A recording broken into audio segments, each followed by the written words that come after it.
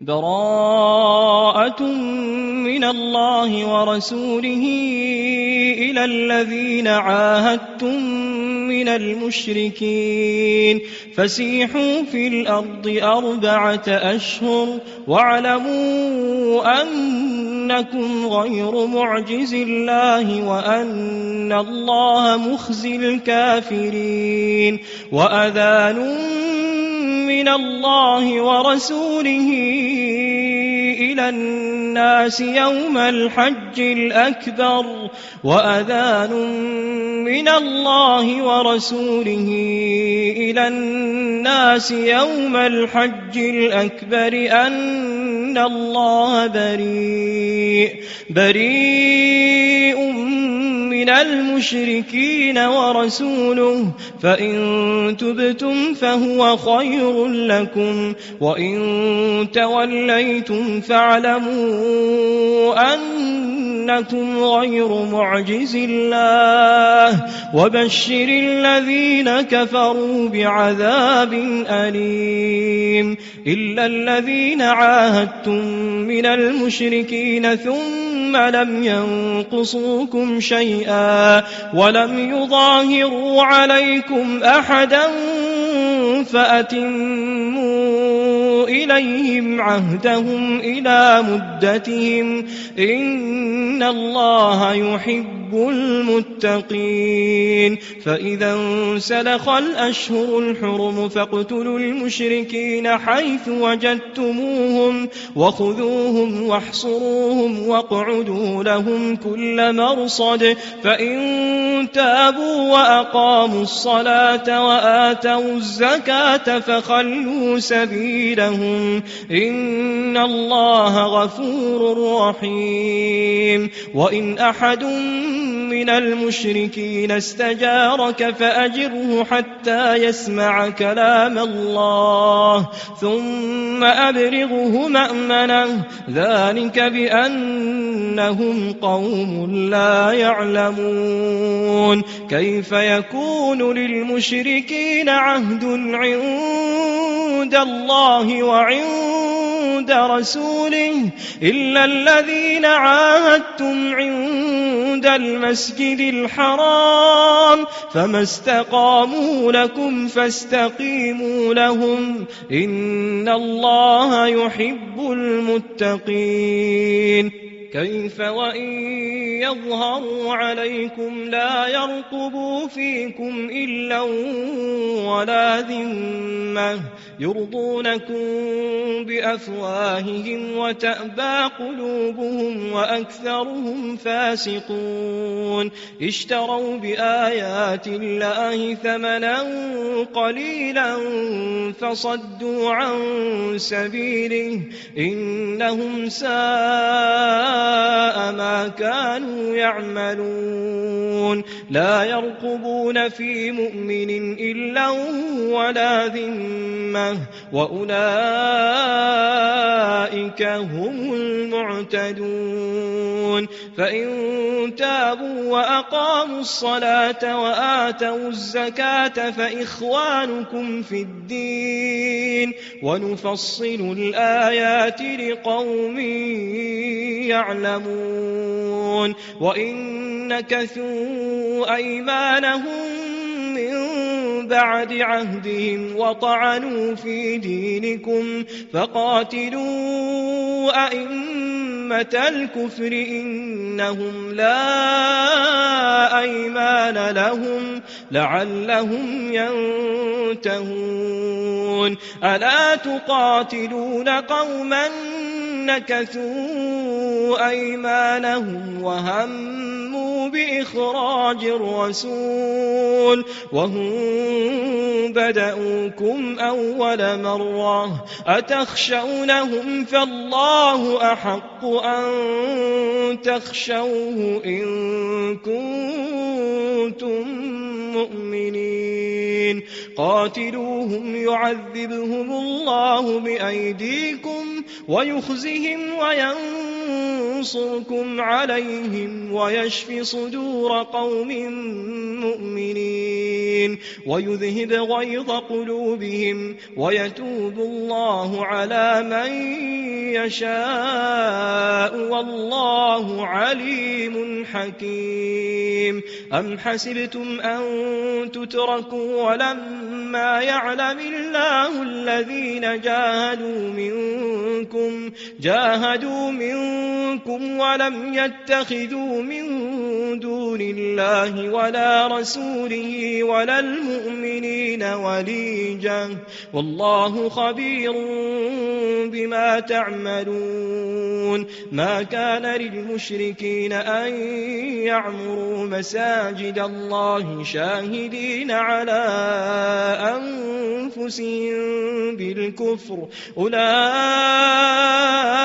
حبطت أعمالهم وفي النار هم خالدون. إنما يعمر مساجد الله من آمن بالله واليوم الآخر وأقام الصلاة وآتى الزكاة ولم يخش إلا الله فعسى أولئك أن يكونوا من المهتدين. أجعلتم سقاية الحاج وعمارة المسجد الحرام كمن آمن بالله واليوم الآخر وجاهد في سبيل الله لا يستوون عند الله والله لا يهدي القوم الظالمين. الذين آمنوا وهاجروا وجاهدوا في سبيل الله بأموالهم وأنفسهم أعظم درجة عند الله وأولئك هم الفائزون. يبشرهم ربهم برحمة منه ورضوان وجنات لهم فيها نعيم مقيم خالدين فيها أبدا إن الله عنده أجر عظيم. يا أيها الذين آمنوا لا تتخذوا آباءكم وإخوانكم أولياء إن استحبوا الكفر على الإيمان ومن يتولهم منكم فأولئك هم الظالمون. قل إن كان آباؤكم وأبناؤكم وإخوانكم وأزواجكم وعشيرتكم وأموال اقترفتموها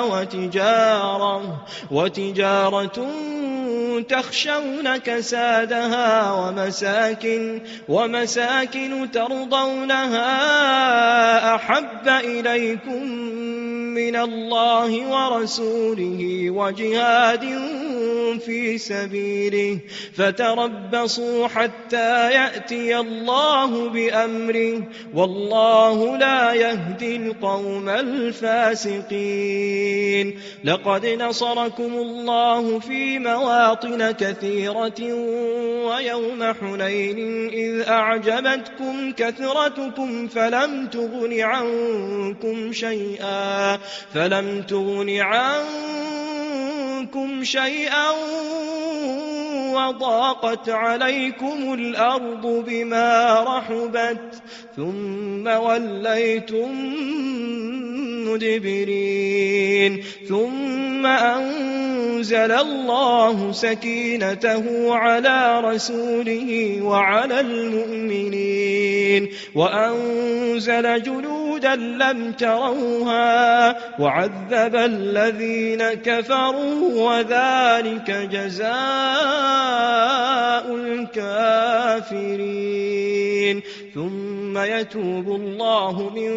بعد ذلك على من يشاء والله غفور رحيم. يا أيها الذين آمنوا إنما المشركون نجس فلا يقربوا المسجد الحرام بعد عامهم هذا وإن خفتم عيلة فسوف يغنيكم الله من فضله إن شاء إن الله عليم حكيم قاتلوا الذين لا يؤمنون بالله ولا باليوم الآخر ولا يحرمون ما حرم الله ورسوله ولا يدينون دين الحق من الذين أوتوا الكتاب حتى يعطوا الجزية عن يد وهم صاغرون وقالت اليهود عزير ابن الله وقالت النصارى المسيح ابن الله ذلك قولهم بأفواههم يضاهئون قول الذين كفروا من قبل قاتلهم الله أنى يؤفكون اتخذوا أحبارهم ورهبانهم أربابا من دون الله والمسيح ابن مريم وما أمروا إلا ليعبدوا إلها واحدا لا إله إلا هو سبحانه عما يشركون يريدون أن يطفئوا نور الله بأفواههم ويأبى الله إلا أن يتم نوره ولو كره الكافرون هو الذي أرسل رسوله بالهدى ودين الحق ليظهره على الدين كله ولو كره المشركون يا أيها الذين آمنوا إن كثيرا من الأحبار والرهبان ليأكلون أموال الناس بالباطل ويصدون عن سبيل الله والذين يكنزون الذهب والفضة ولا ينفقونها في سبيل الله فبشرهم بعذاب أليم يوم يحمى عليها في نار جهنم فتكوى بها جباههم وجنوبهم وظهورهم هذا ما كنزتم لأنفسكم فذوقوا ما كنتم تكنزون إن عدة الشهور عند الله 12 شهرا في كتاب الله يوم خلق السماوات والأرض منها 4 حرم ذلك الدين القيم فلا تظلموا فيهن أنفسكم وقاتلوا المشركين كافة كما يقاتلونكم كافة واعلموا أن الله مع المتقين إنما النسيء زيادة في الكفر يضل به الذين كفروا يحلونه عاما ويحرمونه عاما ليواطئوا عدة ما حرم الله فيحلوا ما حرم الله زين لهم سوء أعمالهم والله لا يهدي القوم الكافرين يا أيها الذين آمنوا ما لكم إذا قيل لكم انفروا في سبيل الله اثاقلتم إلى الأرض أرضيتم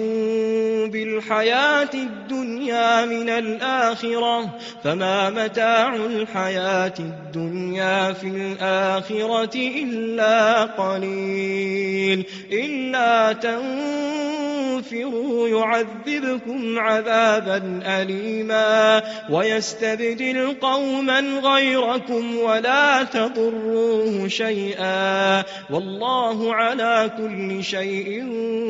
قدير إلا تنصروه فقد نصره الله إذ أخرجه الذين كفروا ثاني اثنين إذ هما في الغار إذ يقول لصاحبه لا تحزن إن الله معنا فأنزل الله سكينته عليه وأيده بجنود لم تروها وجعل كلمة الذين كفروا السفلى وكلمة الله هي العليا والله عزيز حكيم انفروا خفافا وثقالا وجاهدوا بأموالكم وأنفسكم في سبيل الله ذلكم خير لكم إن كنتم تعلمون لو كان عرضا قريبا وسفرا قاصدا لاتبعوك ولكن بعدت عليهم الشقة وسيحلفون بالله لو استطعنا لخرجنا معكم يهلكون أنفسهم والله يعلم إنهم لكاذبون عفى الله عنك لما أذنت لهم حتى يتبين لك الذين صدقوا وتعلم الكاذبين لا يستأذنك الذين يؤمنون بالله واليوم الآخر أن يجاهدوا بأموالهم وأنفسهم والله عليم بالمتقين إنما يستأذنك الذين لا يؤمنون بالله واليوم الآخر وارتابت قلوبهم فهم في ريبهم يترددون ولو أرادوا الخروج لأعدوا له عدة ولكن كره الله بعاثهم فثبطهم وقيل اقعدوا مع القاعدين لو خرجوا فيكم ما زادوكم إلا خبالا ولأوضعوا خلالكم يبغونكم الفتنة وفيكم سماعون لهم والله عليم بالظالمين لقد ابتغوا الفتنة من قبل وقلبوا لك الأمور حتى جاء الحق وظهر أمر الله وهم كارهون ومنهم من يقول ائذن لي ولا تفتني ألا في الفتنة سقطوا وإن جهنم لمحيطة بالكافرين إن تصبك حسنة تسؤهم وإن تصبك مصيبة يقولوا قد أخذنا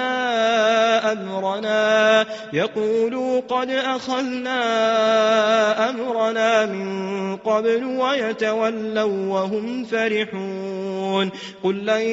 يصيبنا إلا ما كتب الله لنا هو مولانا وعلى الله فليتوكل المؤمنون قل هل تربصون بنا إلا إحدى الحسنيين ونحن نتربص بكم أن يصيبكم الله بعذاب من عنده بعذاب من عنده أو بأيدينا فتربصوا إنا معكم متربصون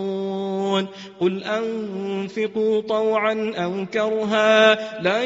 يتقبل منكم إنكم كنتم قوما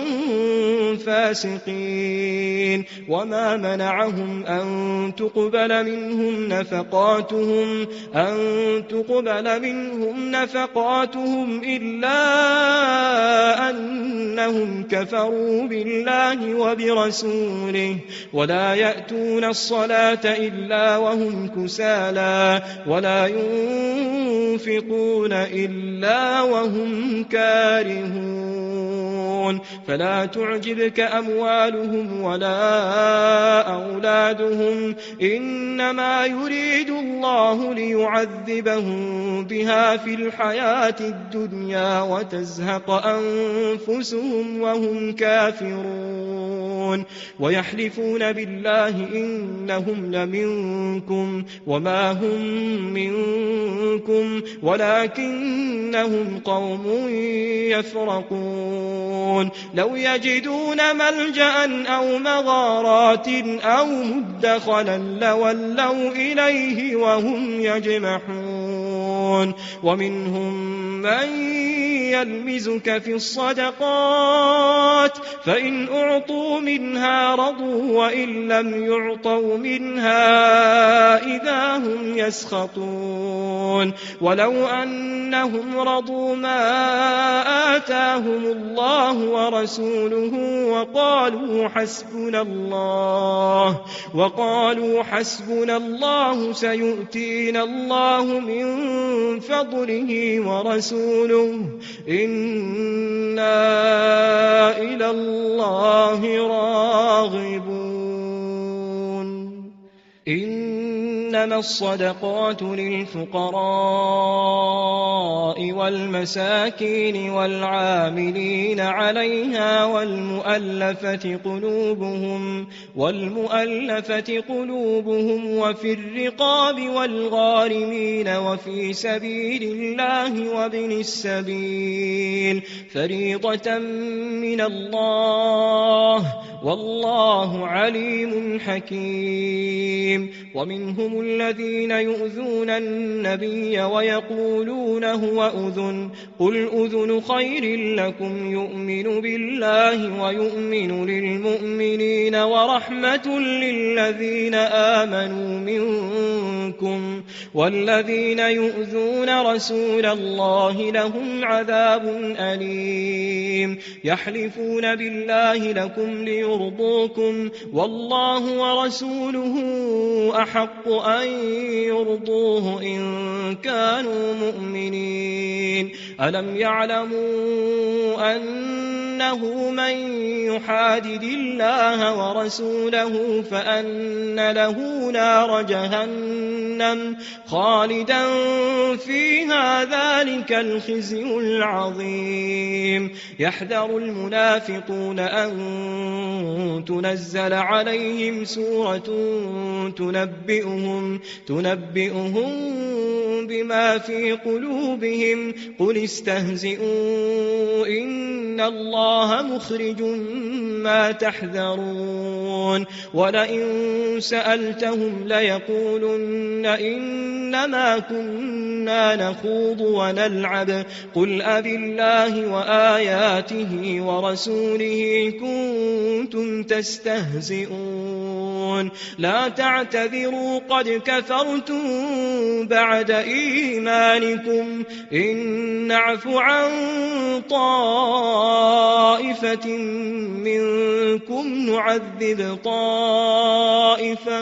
نعذب طائفة بأنهم كانوا مجرمين المنافقون والمنافقات بعضهم من بعض يأمرون بالمنكر وينهون عن المعروف ويقبضون أيديهم نسوا الله فنسيهم إن إن المنافقين هم الفاسقون وعد الله المنافقين والمنافقات والكفار نار جهنم خالدين فيها هي حسبهم ولعنهم الله ولهم عذاب مقيم كالذين من قبلكم كانوا أشد منكم قوة وأكثر أموالا وأولادا فاستمتعوا بخلاقهم فاستمتعتم بخلاقكم كما استمتع الذين من قبلكم بخلاقهم وخضتم كالذي خاضوا أولئك حبطت أعمالهم في الدنيا والآخرة وأولئك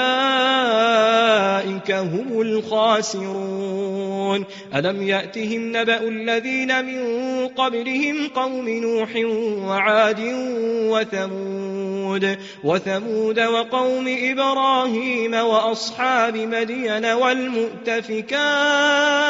أتتهم رسلهم بالبينات فما كان الله ليظلمهم ولكن كانوا أنفسهم يظلمون والمؤمنون والمؤمنات بعضهم أولياء بعض يأمرون بالمعروف وينهون عن المنكر ويقيمون الصلاة ويؤتون الزكاة ويطيعون الله ورسوله أولئك سيرحمهم الله إن الله عزيز حكيم وعد الله المؤمنين والمؤمنات جنات تجري من تحتها الأنهار خالدين فيها ومساكن طيبة في جنات عدن ورضوان من الله أكبر ذلك هو الفوز العظيم يا أيها النبي جاهد الكفار والمنافقين واغلظ عليهم ومأواهم جهنم وبئس المصير يحلفون بالله ما قالوا ولقد قالوا كلمة الكفر وكفروا بعد إسلامهم وهموا بما لم ينالوا وما نقموا إلا أن أغناهم الله ورسوله من فضله فإن يتوبوا يك خيرا لهم وإن يتولوا يعذبهم الله عذابا أليما في الدنيا والآخرة وما لهم في الأرض من ولي ولا نصير ومنهم من عاهد الله لئن آتانا من فضله لنصدقن ولنكونن من الصالحين فلما آتاهم من فضله بخلوا به وتولوا وهم معرضون فأعقبهم نفاقا في قلوبهم إلى يوم يلقونه بما أخلفوا الله ما وعدوه وبما كانوا يكذبون ألم يعلموا أن الله يعلم سرهم ونجواهم وأن الله علام الغيوب الذين يلمزون المطوعين من المؤمنين في الصدقات والذين لا يجدون إلا جهدهم فيسخرون منهم سخر الله منهم ولهم عذاب أليم استغفر لهم أو لا تستغفر لهم إن تستغفر لهم 70 70 مرة فلن يغفر الله لهم، ذلك بأنهم كفروا بالله ورسوله والله لا يهدي القوم الفاسقين. فرح المخلفون بمقعدهم خلاف رسول الله وكرهوا أن يجاهدوا بأموالهم وأنفسهم في سبيل الله، وقالوا لا تنفروا في الحر قل نار جهنم أشد حرا لو كانوا يفقهون. فليضحكوا قليلا وليبكوا كثيرا جزاء بما كانوا يكسبون. فإن رجعك الله إلى طائفة منهم فاستأذنوك للخروج فقل لن تخرجوا معي أبدا ولن تقاتلوا معي عدوا إنكم رضيتم بالقعود أول مرة فاقعدوا مع الخالفين. ولا تصل على أحد منهم مات أبدا ولا تقم على قبره إنهم كفروا بالله ورسوله وماتوا وهم فاسقون. ولا تعجبك أموالهم وأولادهم إنما يريد الله أن يعذبهم بها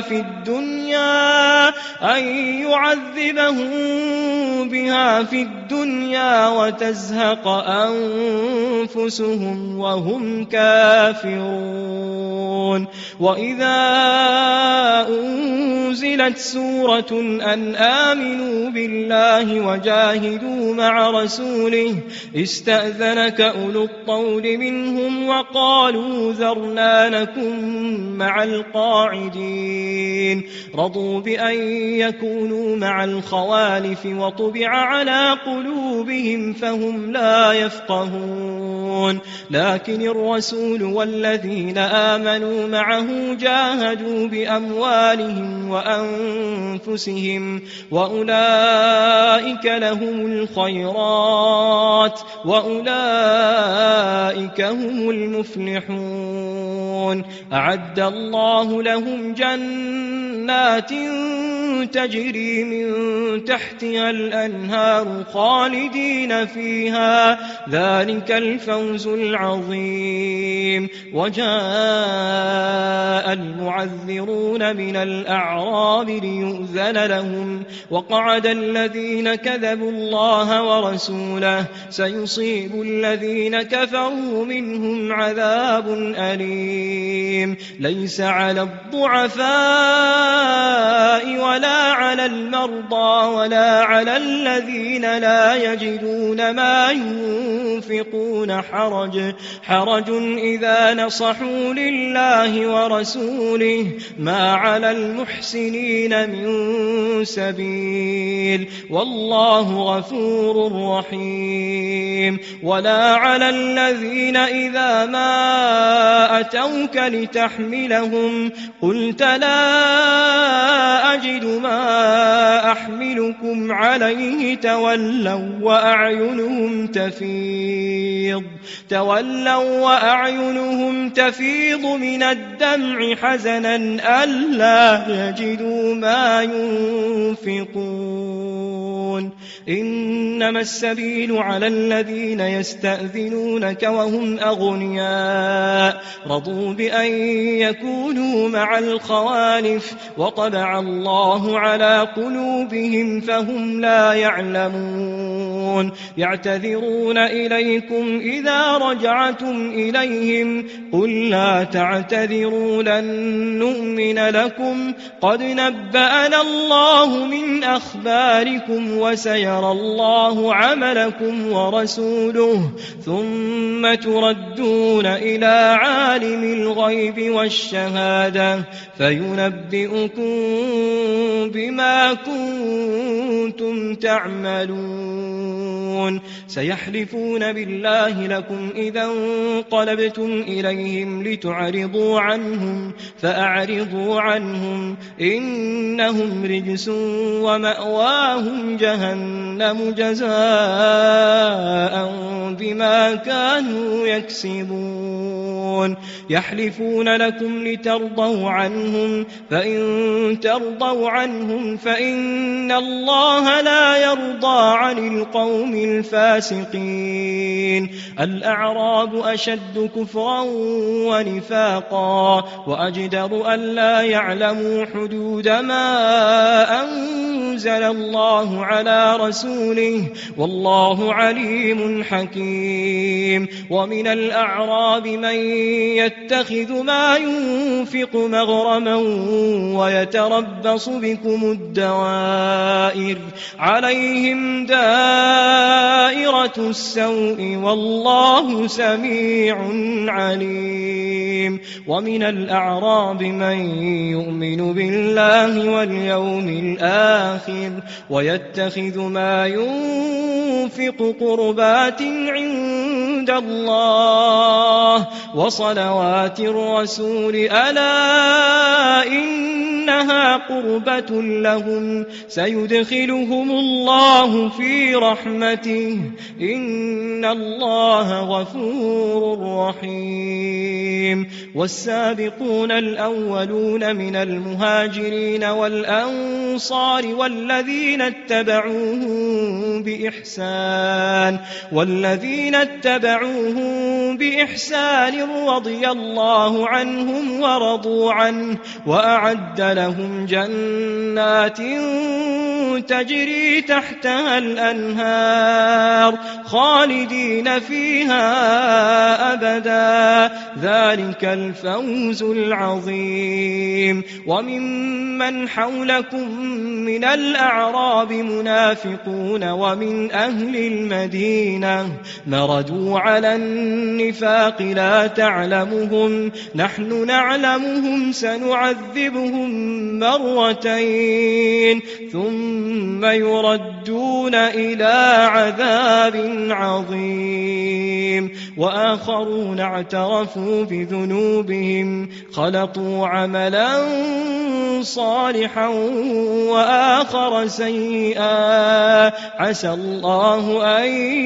يتوب عليهم إن الله غفور رحيم خذ من أموالهم صدقة تطهرهم وتزكيهم بها وصل عليهم إن صلاتك سكن لهم والله سميع عليم ألم يعلموا أن الله هو يقبل التوبة عن عباده ويأخذ الصدقات وأن الله هو التواب الرحيم وقل اعملوا فسيرى الله عملكم ورسوله والمؤمنون وستردون إلى عالم الغيب والشهادة فينبئكم بما كنتم تعملون وآخرون مرجون لأمر الله إما يعذبهم وإما يتوب عليهم والله عليم حكيم والذين اتخذوا مسجدا ضرارا وكفرا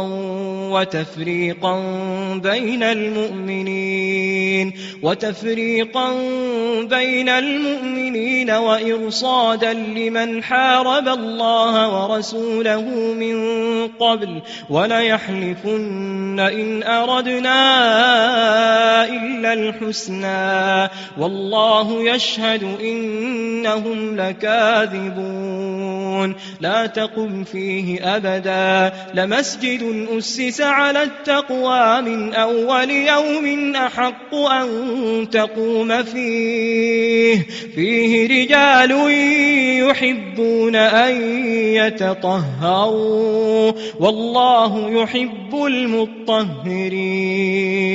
أفمن أسس بنيانه على تقوى من الله ورضوان خير أم من أسس بنيانه على شفا جرف فانهار به في نار جهنم والله لا يهدي القوم الظالمين لا يزال بنيانهم الذي بنوا ريبة في قلوبهم إلا أن تقطع قلوبهم والله عليم حكيم إن الله اشترى من المؤمنين أنفسهم وأموالهم بأن لهم الجنة يقاتلون في سبيل الله فيقتلون ويقتلون وعدا عليه حقا في التوراة والإنجيل والقرآن ومن أوفى بعهده من الله فاستبشروا ببيعكم الذي بايعتم به وذلك هو الفوز العظيم التائبون العابدون الحامدون السائحون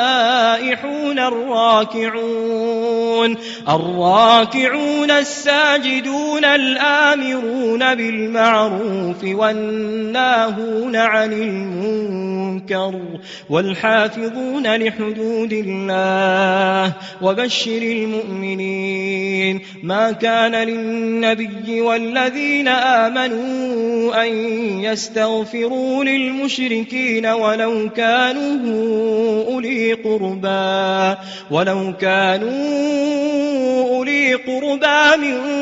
بعد ما تبين لهم أنهم أصحاب الجحيم وما كان استغفار إبراهيم لأبيه إلا عن موعدة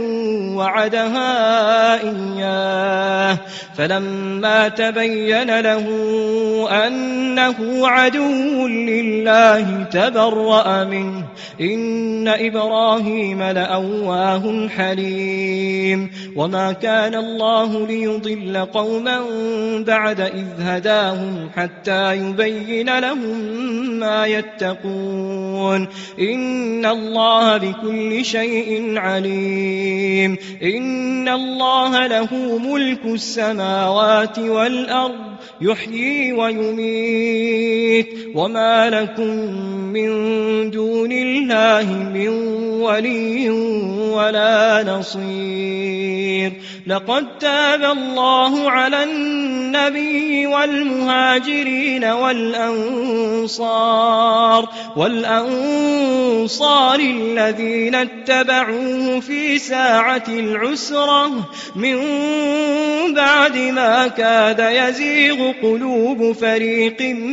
منهم ثم تاب عليهم إنه بهم رؤوف رحيم وعلى الثلاثة الذين خلفوا حتى إذا ضاقت عليهم الأرض بما رحبت وضاقت عليهم أنفسهم وظنوا أن لا ملجأ من الله إلا إليه ثم تاب عليهم ليتوبوا إن الله هو التواب الرحيم يا أيها الذين آمنوا اتقوا الله وكونوا مع الصادقين ما كان لأهل المدينة ومن حولهم من الأعراب أن يتخلفوا عن رسول الله ولا يرغبوا بأنفسهم عن نفسه، ذلك بأنهم لا يصيبهم ظمأ ولا نصب ولا مخمصة في سبيل الله ولا يطؤون موطئا يغيظ الكفار ولا ينالون من عدو نيلا إلا كتب لهم به عمل صالح، إن الله لا يضيع أجر المحسنين. ولا ينفقون نفقة صغيرة ولا كبيرة ولا يقطعون واديا إلا كتب لهم ليجزيهم الله أحسن ما كانوا يعملون. وما كان المؤمنون لينفروا كافة، فلولا نفر من كل فرقة منهم طائفة ليتفقهوا في الدين ولينذروا قومهم إذا رجعوا إليهم لعلهم يحذرون. يا أيها الذين آمنوا قاتلوا الذين يلونكم من الكفار وليجدوا فيكم غلظة واعلموا أن الله مع المتقين. وإذا ما أنزلت سورة فمنهم من يقول أيكم زادته هذه إيمانا، فأما الذين آمنوا فزادتهم إيمانا وهم يستبشرون، وأما الذين في قلوبهم مرض فزادتهم رجسا إلى رجسهم وماتوا وهم كافرون. أولا يرون أنهم يفتنون في كل عام مرة أو مرتين ثم لا يتوبون ولا هم يذكرون. وإذا ما أنزلت سورة نظر بعضهم إلى بعض هل يراكم من أحد ثم انصرفوا صرف الله قلوبهم بأنهم قوم لا يفقهون. لقد جاءكم رسول من أنفسكم عزيز عليه ما عنتم حريص عليكم بالمؤمنين رؤوف رحيم. فإن تولوا فقل حسبي الله لا إله إلا هو عليه توكلت وهو رب العرش العظيم.